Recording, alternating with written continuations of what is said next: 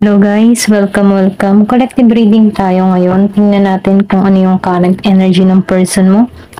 Be open-minded po, hindi po halos lahat makaresonate, kaya piliin nyo na lamang. And thank you nga po pala sa mga nag-subscribe, lalo na sa mga bumabalik. Marami pong salamat. Give me the message for collective. Ano yung current energy ng person mo? Give me the message for collective. Ano yung current energy ng person mo? Give me the message for collective. Ano yung current energy ng person mo? Meron ka ditong Queen of Pentacles reverse. Then, 8 of Swords. Upright. Give me the message. Ano yung current energy ng person mo?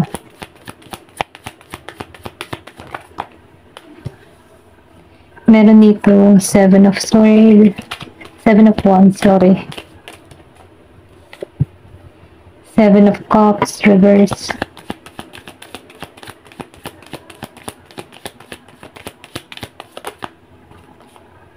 Meron ditong 6 of Wands, reverse. 3 of Pentacles, reverse. Give me the message. Judgment.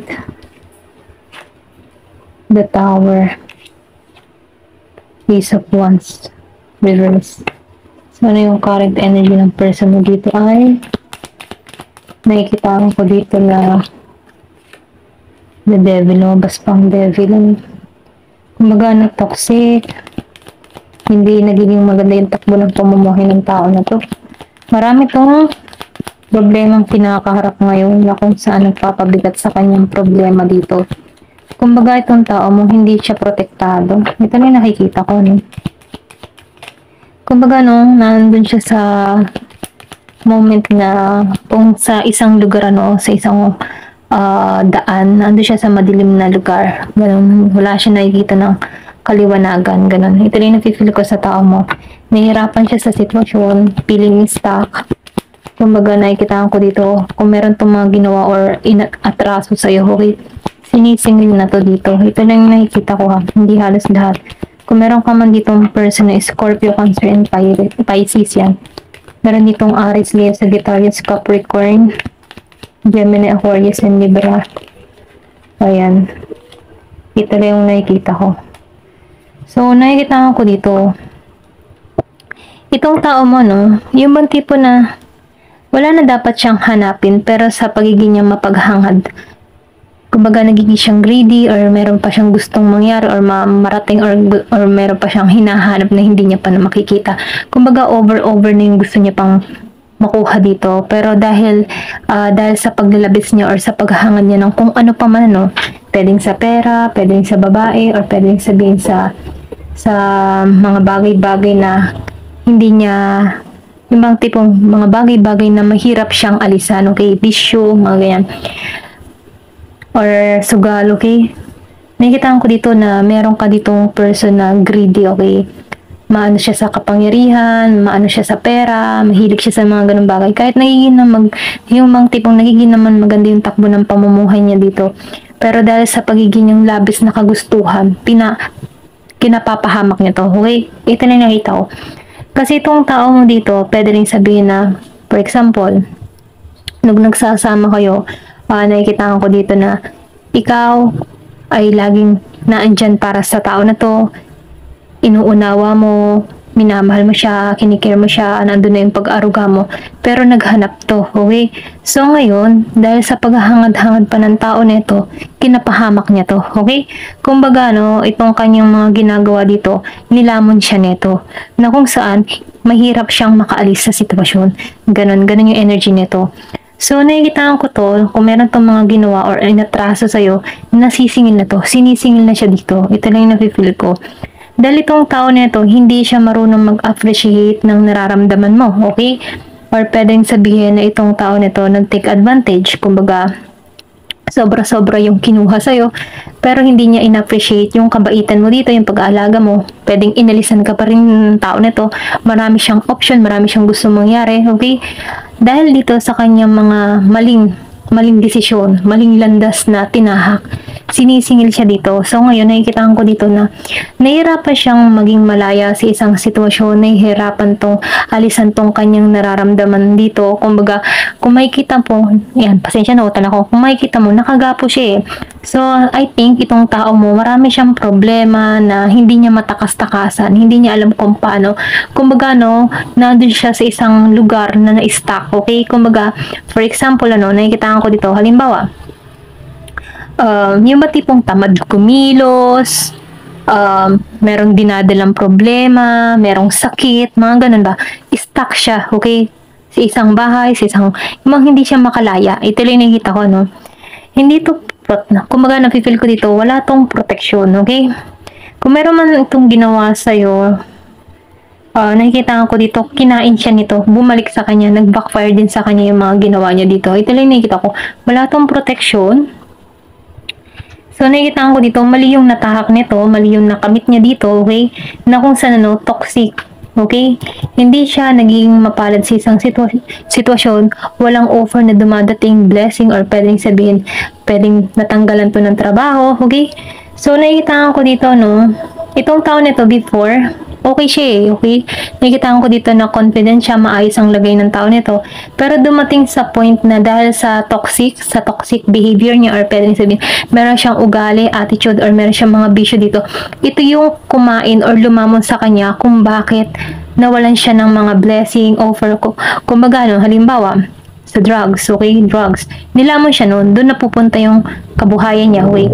Or pwede rin sabihin kung halimbawa ay sa alak, sigarilyo, okay?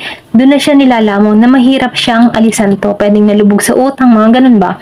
Ito lang nakikita ko dito, Then dito, nakikita ko dito, hindi mo na to kinikilala or pwede rin sabihin na nagitong malayo sa anak mo, okay? Sa pamilya mo. Hindi, wala nang kumikilala dito.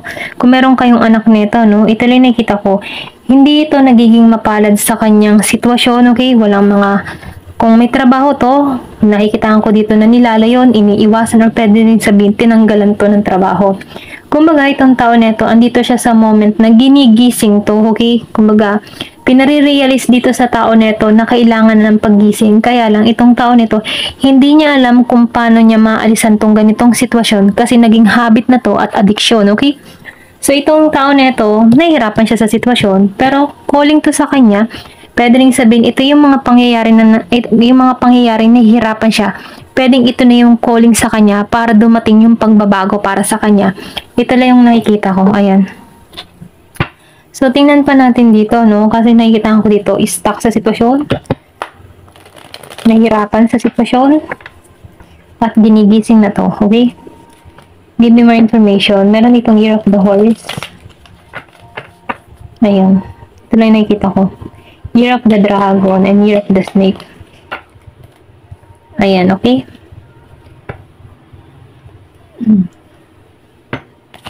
Ano pa yung mensahe? Anong lagay ng person mo? Hindi ko halos net makaresonate kaya piliin na lamang. So, meron dito compromise. So, meron ditong gustong makipagkasunduan or pwede rin sabihin nakikita ko dito may conflict, may away, may naging gulo sa inyo ng tao nito, okay? Na kung saan pwede rin sabihin na meron tong kinakasamang iba pa dito na kung saan na-stuck siya sa sitwasyon dito.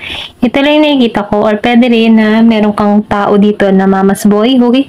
May pagka-mama's boy kaya sakal or control, ganyan. Give me more information. So, meron ditong gusto makipagkasundo sa'yo. Pero ganun pa man bago makipagkasundo sa'yo dito, kailangan ng sacrifice dito. Okay? Give me more information. Pwedeng hindi mo kasundo ang magulang ng tao na to.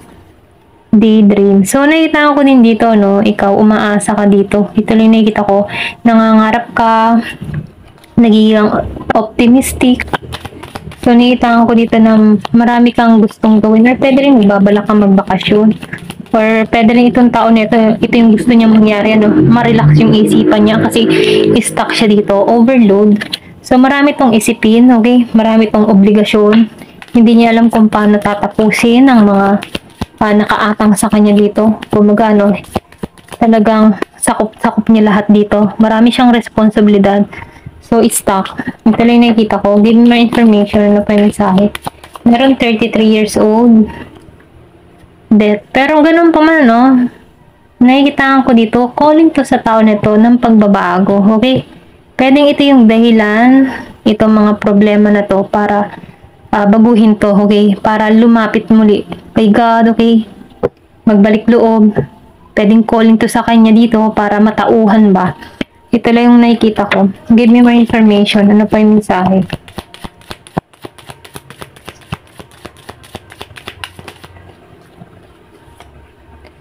Eternal love. So, gusto ko ng tao nito. Gusto ko pa rin ng tao nito na magkasama kayo sa pagtanda. Kaya lumabas tong dete. Gusto na tong magsimula muli kayo. Matapos na yung mga hidwaan, makipagkasundo sa'yo. Umaasa to. Kaya lang marami siyang responsibilidad. Hindi niya alam kung paano tatanggalin to. Okay? Ito lang yung nakikita ko. Give me more information. Ano pa yung mensahe?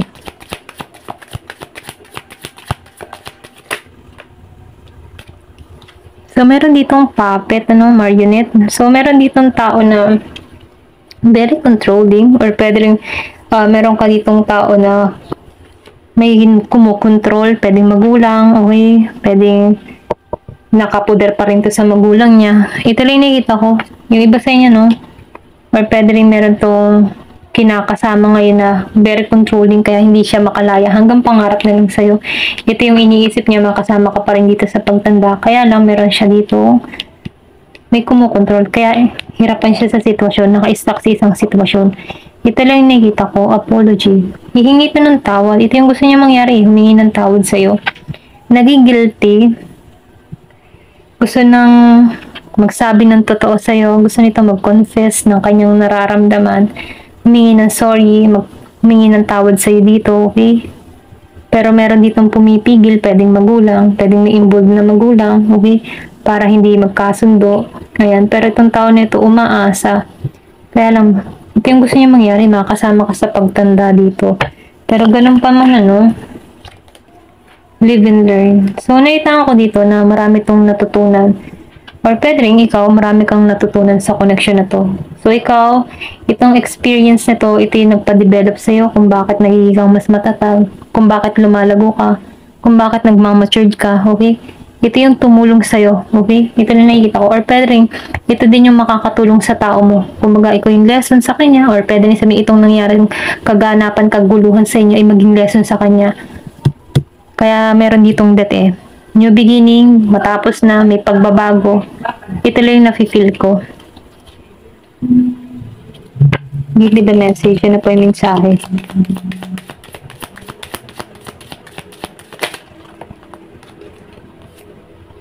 Confinement. So, nakita ko dito, para siya dito, no? Para siya si Eight of Swords. Naka-stuck, nakakulong, nakagapos, hindi makaalis, hindi alam kung paano makakalaya sa sitwasyon, walang kalayaan. So, ito yung kanyang kinahinatnan. Hindi siya nagiging malaya sa sitwasyon. Merong 56 years old, merong 67, 61, 33, 50, 51, ayan, 27, 33. Ito lang yung nakikita ko. So, meron pa dito na merit making. So, nakikita ko dito, no, na makakaraos din to, okay? Kailangan niya lang dito ay kumaga, no, yung bang tipo na magbalik loob kay God, okay? Para makalaya siya sa stuck na nararamdaman niya, okay? Kasi nakita ko dito, meron ditong gustong humingi ng tawad. Gusto na nito ma-relax yung isipan niya. Tinatamaan ng konsensya. Ayan. Kung ano man yung ginawa sa'yo, no? Tinatamaan na to ng konsensya. Pwedeng tinarma to, okay? Ayan. Doon niya nare-realize na mali na yung ginawa niya. So, nag-iisip na lang to. Pinapangarap ka dito. Kaya lang hindi siya makalaya. Ito yung naging karma ng tao nito, eh. So, ito na nakikitaan ko dito, no? Marriage. meron ditong ikakasal or pwede rin sabihin, ito yung gusto niya mangyari nung ikasal kayo dito. Kasi may eternal love. Gusto nito makasama ka sa pagtanda. Gusto kang ikasal nito. Humihiling to, okay? Ng pagbabago. Kaya lang, na-stuck siya sa sitwasyon. May kumukontrol sa kanya dito. Hindi siya makalaya sa sitwasyon. Ito lang nakikita ko, pero ito yung gusto niya mangyari dito. Magsama kayo hanggang sa pagtanda. Ayan. Ito lang yung nakikita ko. Ito lang yung hiling niya. Umaasa to, humihiling. Nangangarap ng gising. Ayan. Ito lang yung nakikita ko, no? Tingnan pa natin. Meron dito nakalabas. Sa tingin ko, itong tao nito, makakasurvive din to, no? Pwede rin calling to sa kanya dito. Ayan. Ito lang yung nakikita ko. Thank you for watching. Love and peace.